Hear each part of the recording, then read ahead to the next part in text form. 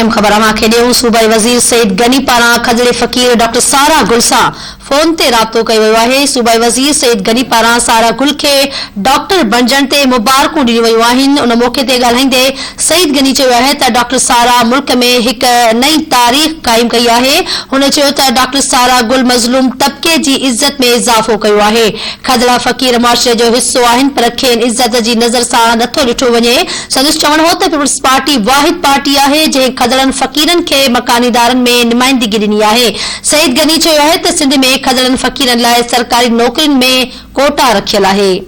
अहम ख़बर बाबति तव्हांखे आगाह कई पिया। सूबाई वज़ीर सईद गनी पारां खजड़े फ़क़ीर डॉक्टर सारा गुल सां फोन ते राब्तो कयो वियो आहे। सूबाई वज़ीर सईद गनी पारां सारा गुल खे डॉक्टर बणजण ते मुबारकूं ॾिनियूं वयूं आहिनि। उन मौक़े ते ॻाल्हाईंदे सईद गनी चयो आहे त डॉक्टर सारा मुल्क में हिक नई तारीख़ क़ाइम कई आहे। हुन चयो आहे त डॉक्टर सारा गुल मज़लूम तबके जी इज़त में इज़ाफ़ो कयो आहे। खजड़ा फ़क़ीर मुआशरे जो हिस्सो आहिनि पर खेनि इज़त जी नज़र सां नथो ॾिठो वञे। संदसि चवणु हो त पीपल्स पार्टी वाहिद पार्टी आहे जंहिं खजड़नि फ़क़ीरनि खे मकानी इदारनि में नुमाइंदगी ॾिनी आहे। अहम ख़बर बाबति तव्हांखे आगाह कई पिया। सईद गनी चयो आहे त सिंध में खजड़नि फ़क़ीरनि लाइ सरकारी नौकरियुनि में कोटा रखियल आहे। अवांखे अहम ख़बर बाबति आगाह कई पिया। सूबाई वज़ीर सईद गनी पारां खजड़े फ़क़ीर डॉक्टर सारा गुल सां फोन ते राब्तो कयो वियो आहे। सूबाई वज़ीर सईद गनी पारां सारा गुल खे डॉक्टर बणजण ते मुबारकूं ॾिनियूं वयूं आहिनि। उन मौक़े ते ॻाल्हाईंदे सईद गनी चयो आहे त डॉक्टर सारा मुल्क में हिक नई तारीख़ क़ाइम कई आहे। हुन चयो आहे त डॉक्टर सारा गुल मज़लूम तबके जी इज़त में इज़ाफ़ो कयो आहे। सईद गनी चयो आहे त खजड़ा फ़क़ीर मुआशरे जो हिस्सो आहिनि पर खेनि इज़त जी नज़र सां नथो ॾिठो वञे।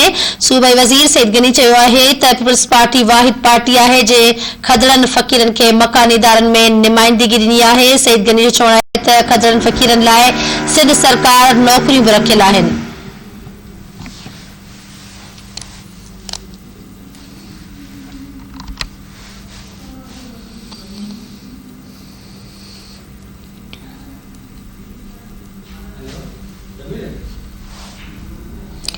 अहम ख़बर अवांखे ॾियूं पिया। सूबाई वज़ीर सईद गनी पारां खजड़े फ़क़ीर डॉक्टर सारा गुल सां फोन ते राब्तो कयो वियो आहे।